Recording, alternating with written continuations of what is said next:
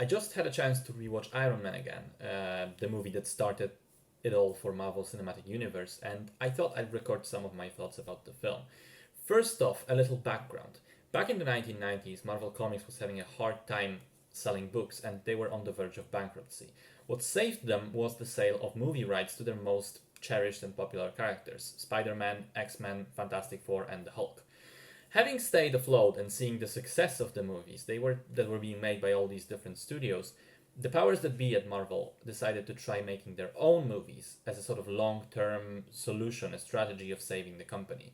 The problem was that they already sold the rights to most of the popular characters, so they had to look deeper.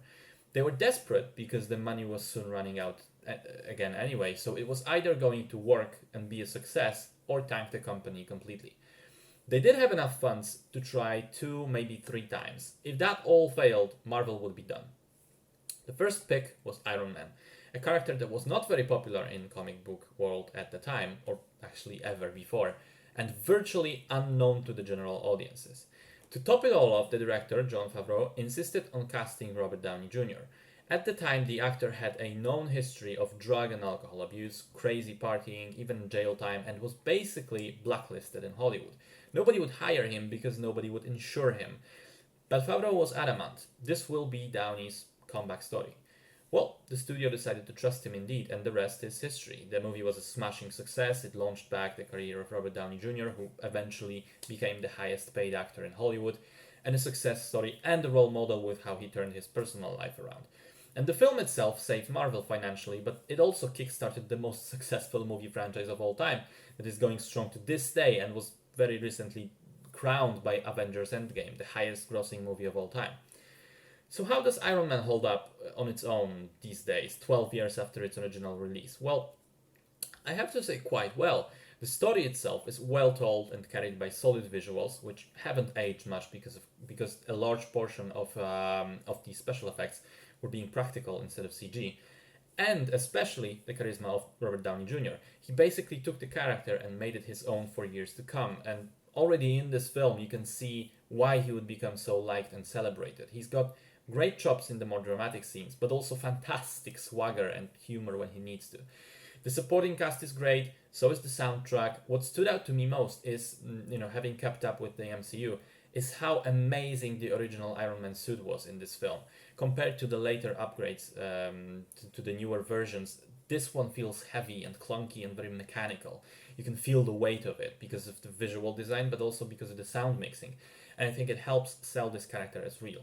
Because you have to remember, this was a different time. This was a less experimental time for comic book movies. Back then, filmmakers tried to keep things grounded, to explain them, scientifically, to imagine these characters as they might exist in the real world. We didn't really have magic and aliens and laser beams everywhere like we do today. To be fair, I do think that the final act of the film feels dated now because it's not very creative. The villain basically goes insane and becomes the evil version of the hero who then has to punch him enough times to win. I know that back then this was like the standard template, but I'm happy that for the most part the later movies moved away from it because it does feel boring and it definitely is the weakest part of the otherwise cool film.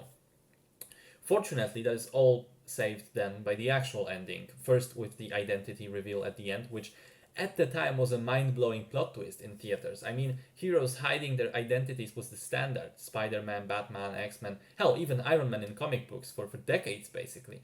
And suddenly you get this iconic line to end the film: "I am Iron Man." I remember everybody in theater just going, "What the hell just happened?" And then the now legendary post-credit scene, which finally established that on Marvel films you do have to stay until the very end and see the tease for the next film. In this case, Nick Fury showing up to talk about the Avenger Initiative. Holy shit, was that exciting back in the day. So, to sum it all up, while I do think that time has shown us some of Iron Man's imperfections, namely the final act, it does remain a great action movie and a certainly classic film in terms of its impact on the industry and the popular culture, and it is still worth revisiting.